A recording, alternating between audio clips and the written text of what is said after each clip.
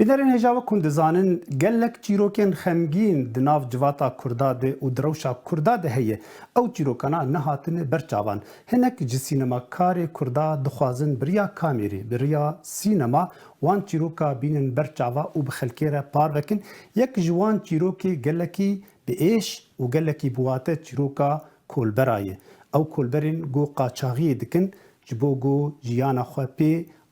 bimeşînin û karibin pê bijîn. Cemşîd Behrami yek ji wan kesê got li ser vê çîrokê sekiniyê û filmek di derbarî wan de çêkirî niha Cemşîd mêvanê bername ye. Derhîner Cemşîd Behrami gelek spas bo beşdarîbûna te bernama me. سڵاو ڕێز کاک لوقمانی خۆشەویست هیوادارم کە ساخ و سڵامەت بن و سڵاو ڕێزم هەیە بۆ هەموو بینەرانی خۆشەویستی پرۆگرامەکەتان. Gelek spas pêşî destxweşiyê dim te ji bo ew filmê got te durist kiriye û niha bela dibe filmê di derbarî kolbera de got çîrokek xemgîn e di nav çîrokên Kurda de ji bo jiyanê ew kesana jiyana xwe dixin ber xeterê de û dixwazin got bijîn bi awayekî baş û birûmet. Te ew çîrok çawa li serê te xistî wek me hinekî ser te xwend got tu bi xwe jî tu kolber bû te ew kara kiriye. Ew çîroka çawa ye duristkirina film em dixwazin naz bikin çawa ew filma hatiye yani ber çava niha û tê weşandin. بەڵێ ئەوەی ڕاستی بێت ئێمە لە ژینگەیەکە گەورە بووین کە ئەو یانە کاراکتری کۆڵبەر لەگەڵمان نابووە هەمیشە وەکو چۆن مامۆستاکانمان بینیوە چوزانم خەڵکی ئاسایی ناو کۆمەڵگای خۆمانمان بینیوە هەموو ڕۆژێک ئێمە بینەر بووین کە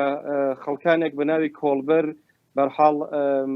ئەڕۆن بۆ سەر سنوورەکان و ئەگەڕێنەوە لەو کاتاک لە سەردەمی مناڵی وشتا هەرچەند سەردەمی شەڕ و ئەوانە بوو شەڕی ئێران و عێراقۆمانە بوو بەڵام لە دوایەوە کە ئێمە گەڕاینەوە بۆ شارەکان لەگەڵ کاراکترێ بە ناو کۆڵبەرە ئێمە ئاشنا بووین تا ئەوەی کە بەرحاڵ خۆشمان ڕۆژانێک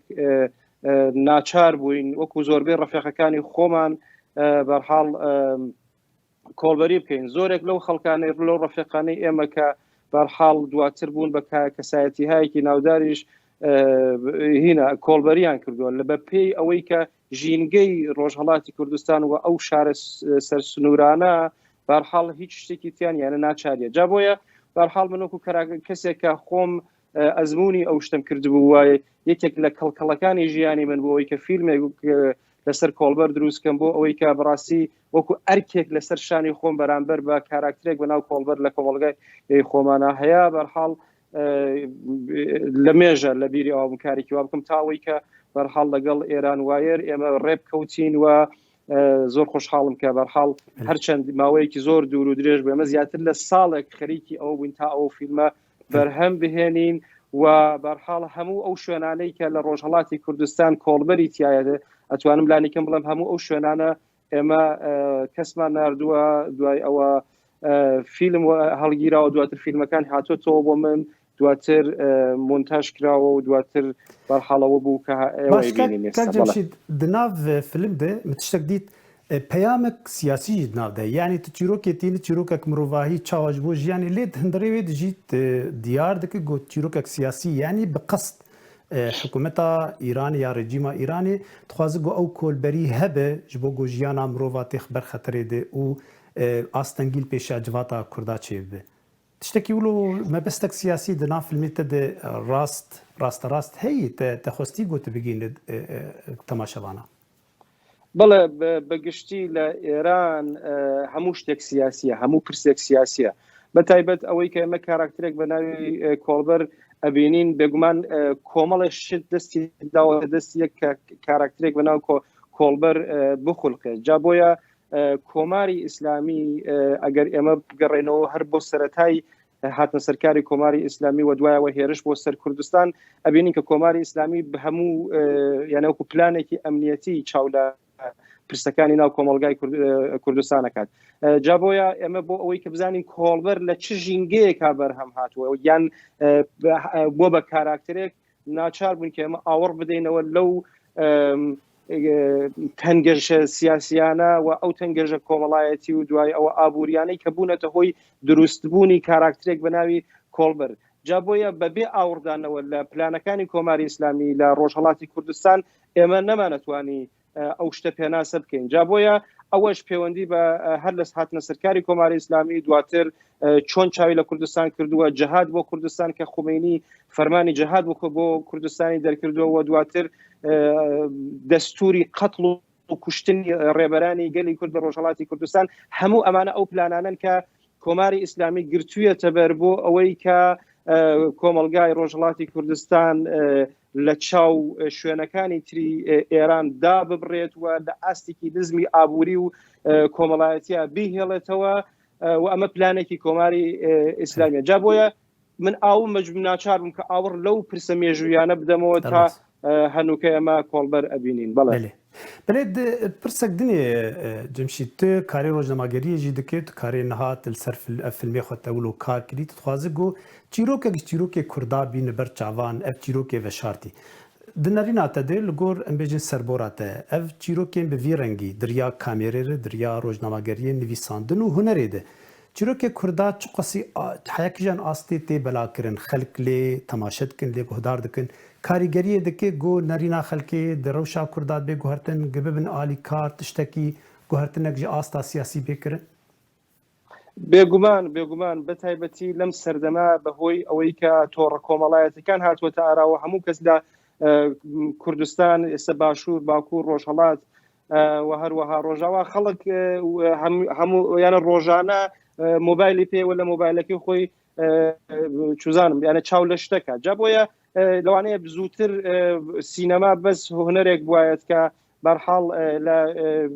شارەکانە یان شوێنە گەشە سندوەکانە کە سینەمایتیایە خەڵک ئەیتوانی فیلم ببینە بەڵام ئێستا خەڵک لە ماڵەکەی خۆی لە دوورترین گوند ئەتوانێت دابنیشێت و فیلم ببینێت جا بۆیە من پێم وایە کە ئێمە وەکو هونەرمەندان وەکو ڕۆژنامەوانان ئێمە ئەرکی سەرشانی ئێمەیە کە لە بەرامبەر ئەو پرسانەی کە بەرحاڵ کۆمەلگاکە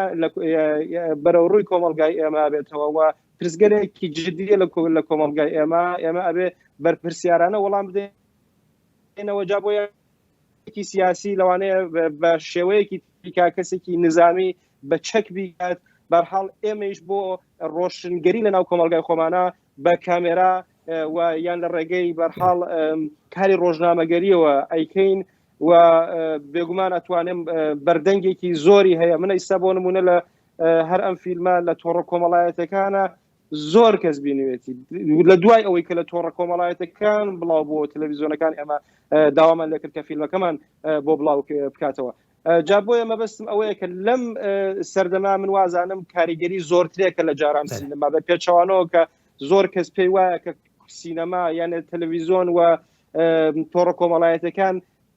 چوزانم بە جۆرە لە جۆرەکان بەرهەڵس بوون لە بەرامبەر سینەما و سینەما ئەو کاریگەریە خۆی نەماوە من پێم وایە کە ئێستش سینەما هەر ئەو کاریگەری خۆی ماوە و تەنانەت تەلەڤیزیۆن و هونەرەکانی تگە نانتوانیوە کە چۆک بە سینەما دابدەن بەێ پرسێک دنێت هەیە دەرباری سینەما کوردی هەگەرم تێ خناودە کەڤڵادە گەلک گفتوگۆ سەرتێکردن گۆل و سینەما کوردی هەیە سینەما کوردی تنەیە دەرهینەرێ کورد هەنە فیلمێ کوردی هەیە ji dema Yelmazgûnên bêjin yek bi kesekî navdar gocara yekem ew rewşa Kurda di sînema anî berçavan û kesên li dûîne. Ti çawa bîn ête wekû kesekî got tu jî anabûyî beşek ji çêkirina sîneman bêjin sînema Kurdî. Dibîne got sînema Kurdî heye yan jî hîn çê dibe yan filmê Kurdî tenê hene çê li pêşiya wê ye? ئەزانی چۆنە سینەما پرسێکی چەند ڕەهەندیە یەکێک لە گرنگترین ڕەهەندەکانی سینەما بینەرە ئەگەر ئێمە بینەر بە یەکێک لە ڕەهەندە سەرەکیەکان بزانین لەبەر ئەوەی کە ئێمە لە کوردستانە بینەری پرۆفشناڵمان نییە کە بێت پارە بدات فیلم ببینێت چونکو فیلم کاتێک کە ئەبێ بە بیزنس سەرمایەک وەگەڕ ئەخرێت و سەرمایەک ئەگەڕێتەوە لەو ڕوانگەوە گەر ئێمە چاولێکن بەڕاستی ئەمە شتێکمان بەناو سینەمای کورد ئەگەر بەواتە ئابوووریەکەی چاولەکەی نییە بەڵام ئەگەر بە مانای بەرهەمانی فیلم و جیاوازی لەگەڵ ئەویترەکانی کووردا جیاوازی لەگەڵ بۆ نمونە هالیوود یا ئوروپا یا ئەو شتانە بەڕاستی ئێمە شتێکمان هەیە بەناو سینەمای کورد چونکو کاراکتری تایبەتی خۆیە هەیە چیرۆکەکان تایبەت بەخۆین موزیک تایبەت بەخۆی هەیە فۆرم تایبەت بە خۆی هەیە جا بۆیە هەموو ئەمانە شتێکمان پێ ئەناسێنێت ئەوش بە ناوی سینەمای کووردە بەڵام هەروەها کەوتم گرنگترین پرسی وە کێشەی سینەما ئەو کاتەیە کە بینەر نەبێت وە بینەر نێت پارە بگەڕێنێتەوە بۆ فیلمساز یا بۆ بەرهەم هێنەر خراپترین جۆری فیلمسازیش کە کورد بەداخەوە بەس پێم وایە لەناو سینەماکاری کووردە هەیە ئەویش ئەوەیە کە سینەماکاری کورد خۆی بەرهەم هێنەرە خۆی دەرهێنەرە یانە مەجبورە یان دەرهێنەر خۆی ئەنووسێت خۆی دەرهێنانەکات وە لە ناچارێشە کە خۆی سەرمایەوە گەڕ بکات کە ئەمە هەموو ئەمانە واکات کە بەداخەوە ئێمە وە دوایش یەکشتی تریش بڵێم جگە لەو پرسانێک کە ڕوبەڕووی سینەما بێتەوە ئێمە هۆڵی سینەمامان نییە من لە وتارێکە ئاماژم بەوە کردووە کە کورد و سینەمای بێ سینەما یعنی کورد سینەمای هەیە وەکو بەرهەم بەڵام کورد هۆڵی نییە کورد بینەری نییە کورد سەرمایە ناگەڕێنێتەوە بەڵام تۆ تماشاکە بۆ نمونە هەر لە دەوروبەری خۆمانە بۆ نمونە سینەمای ئێران یا بۆ نمونە سینەمای تورکیا سینەمای وڵاتە عەرەبیەکان چەندێک سەرمایە وەگەڕ ئەخرێت و چەندێک سینەما چەندێک سەرمایە ئەگەڕێتەوە جا بۆیە ئەتوانین بڵێن هەم سینەمای کوردی کورد هەیە بەمانای ئابوووریەکەی سینەمای کورد بەداخەوە نییە دەڵێ جەمشید ئەف کێشەیە تەنها بەحساوی کرد چاوە یەک کار چارەسەر بکەنها گەلک دیاسپۆرا گەلک کورد لێ هەنێ کەسێ زانە شەهرەزاد چێبوون خوندەوان چێبوونە کەسێن گۆ سینەما خوندنێ هونەر خوندنێ لە ئەوروپا یان لە دەرڤە و وەکی دنێژیش ئالیێ کورداوێ کورد ئیدی بچێک ناوێ وان دەرکەتی یعنی ئەم بێژن دەرفەت هەنێکیل پێشەوان ببووی چاوە یەک کار وان کێشەیە ڕاکێ و یانجی سەر کار بکە داگۆ بڕاستیژی کارە بن لەسەر عەردێ سەر خاکێ تشتێکی بکە گرنگترین شت ئەوەیە کە زۆر جار باس کراوە کورد لەبەر ئەوەی کە دەسەڵاتی نەبووە لەبەر ئەوەی کە دەوڵەتی نەبووە لەبەر ئەوەی کە نازانم زۆر شت کە باس ئەکرێت لەبەر ئەوە چوزانم سینەما بەمانە پرۆفشناڵەکەی نەبووە دوای ئەوە بەرحاڵ زۆر شت ئالەو پرسە سیاسیانە پەیوەندی ئەدەن بە